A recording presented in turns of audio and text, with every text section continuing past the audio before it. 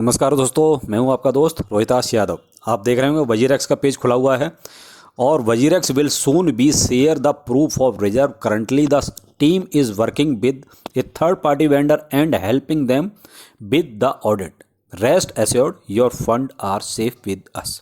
तो कुल मिला के जो अभी एक ट्विटर पर चल रहा है कि साहब Indian exchange proof of reserve नहीं दिखा रहे हैं, अच्छी बात है, थोड़ा प्रेशर बना तो कम से कम जो है अभी अपनी लायबिलिटी और जो भी इनका है हिसाब किताब सब सामने रखेंगे तो पता तो चले हमारा फंड इन्होंने कहाँ और कैसे लगा रखा है, या सेफ सुरक्षित है भी या नहीं है। तो कुल मिला के दो एक्सचेंज यानी CoinDCX पहले ही, लेकिन लायबिलिटी उसने भी नहीं दिखाई है।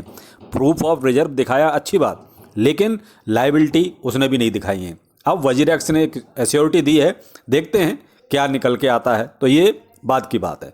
ऐसे ही सभी एक्सचेंजों को सामने आना चाहिए भाई, आपको दिखाने में प्रॉब्लम कुछ होनी नहीं चाहिए, जो है जैसा है दिखाइए।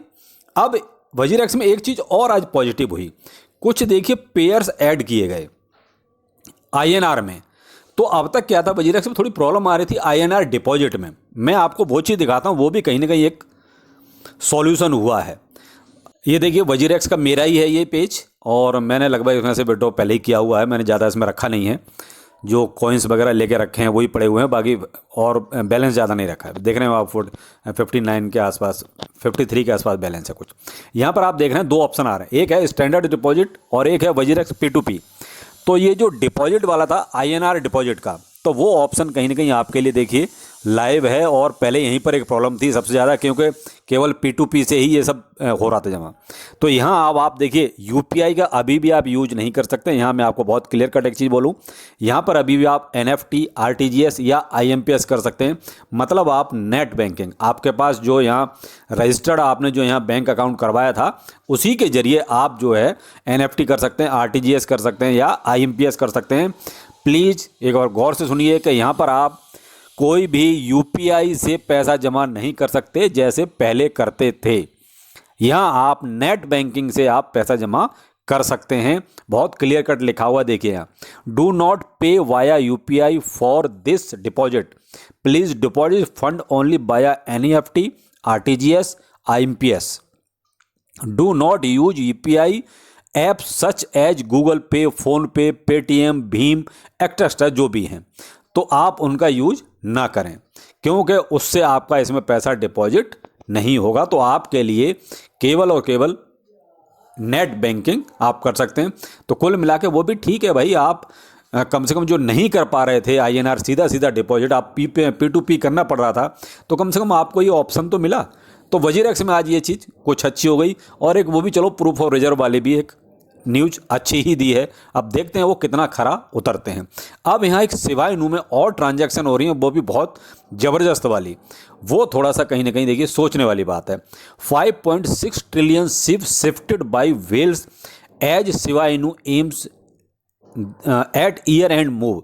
देखिए ईयर एंड मूव का क्या मतलब हुआ भाई, साल खत्म हो रहा है तो इसका मतलब ये नहीं कि भाई आप जो है इधर से उधर क्यों कर रहे हो। तो वो थोड़ा सा ना थोड़ा सा आजकल कोई बड़ा ट्रांजैक्शन होता है तो कहते हैं धड़कनें बढ़ जाती हैं, और वो भी जब इतना ट्रिलियंस में, यानी लगभग 5 पॉइंट समथिंग जो ट्रिलियन है भाई, इतना बहुत ज़्यादा हो गया 5.6 ट्रिलियन, और वो भी ट्रांसफ़र हो रहा है। अब लेकिन देखिए एक्सचेंज पे नहीं आया, ये सबसे अच्छी बात है, वॉलेट से वॉलेट में हो रहा है। लेकिन ईयर एंड से भाई एक तो फाइनेंशियल ईयर होता है, अब मे भी हो सकता है जहाँ की ये वेल होगी भाई वहाँ का ईयर जो है जनवरी से दिसंबर तक ही होता हो, तो शायद उनको अपना कुछ फाइनेंशियली एडजस्टमेंट करना पड़ता होगा। जैसे अपने यहाँ फाइनेंशियल ईयर होता है 1 अप्रैल से लेकर 31 मार्च तक, तो इस दरमियान आप कोई भी ट्रांजैक्शन करते हैं तो वो उसमें इंक्लूड होगी। लेकिन अब जहाँ की ये वेल है, हो सकता है भाई उसका ईयर जो है जनवरी से लेकर दिसंबर तक होता हो। लेकिन अगर यही ट्रांजैक्शन अगर आपका एक्सचेंज पर आता तो देखिए थोड़ा सा सोचने वाली बात हो जाती, क्योंकि 5-6 ट्रिलियन सीधा सीधा वेल्स अगर एक्सचेंज पे लेके आ रही है तो इसका मतलब है कहीं कुछ गड़बड़ है और प्राइस में कोई उतार चढ़ाव हो सकता है। तो वो थोड़ा सा फिर सोचने वाली बात हो जाती है। लेकिन यहाँ पर कुल मिला के देखा जाए तो वेल ने केवल वॉलेट से वॉलेट में किया है, लेकिन आजकल क्रिप्टो करेंसी है, कुछ भी हो जाता है, कभी भी हो जाता है, तो इसके बारे में ज़्यादा कुछ वो कहते हैं नहीं कह सकते। बाकी एक न्यूज़ जो CBC के बारे में थी कि सर उसमें क्या हो गया, वो 0 शो हो रहा है। देखिए वो कोई ग्लिच हो सकता है, ऐसी बात नहीं है, और उसका प्राइस ठीक ठाक चल रहा है जो अब मार्केट के हिसाब से जो चलना चाहिए। बाकी आप उसमें टेंशन ना लें। बहुत से कमेंट आ रहे थे सर CBC के ऊपर बताइए कि आखिर वो 0 हो गया क्या। नहीं नहीं, ऐसा कुछ नहीं है, 0 नहीं हुआ है। मैं अभी आपको देखो कॉइन मार्केट कैप पर उसका प्राइस दिखाता हूँ। ये मैंने पेज खोला हुआ है CBC का, और ये कॉइन मार्केट कैप पर अभी जो करंट में प्राइस चल रहा है वो $0.09 की सीरीज में चल रहा है, और लगभग 24 घंटे में आप देख रहे हैं 1.5% के आसपास ऊपर भी है।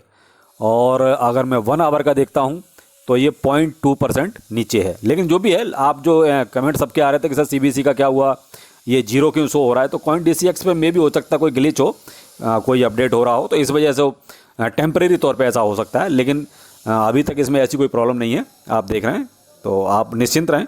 तो आप उसको एक बार कस्टमर केयर पर कांटेक्ट कर सकते हैं कि भाई क्या प्रॉब्लम है, ये 0 क्यों शो हो रहा है, तो आप वहाँ पर ही करें। बाकी मैं ओवरऑल इसमें ऐसी कोई दिक्कत नहीं है। बाकी देख लेंगे थोड़ा मार्केट में क्या चल रहा है। BTC 17,200 अभी आज 17,000 के ऊपर है, अच्छी बात है। और ये 18,000 के ऊपर निकले तब कुछ मज़ा आए, थोड़ी एक अच्छी सपोर्ट बनाए।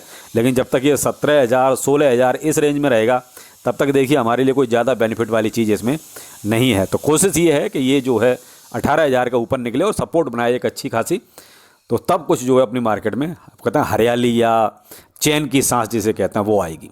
तो ये थे कुछ अपडेट। बाकी देखिए वजीरेक्स का एक अच्छा है कि आपको INR डिपॉजिट का एक ऑप्शन अवेलेबल दोबारा से हो गया है। और बाकी एक डिस्टर्बेंस पीछे से आ रही होगी, प्लीज़ इसको इग्नोर कीजिएगा। नमस्कार।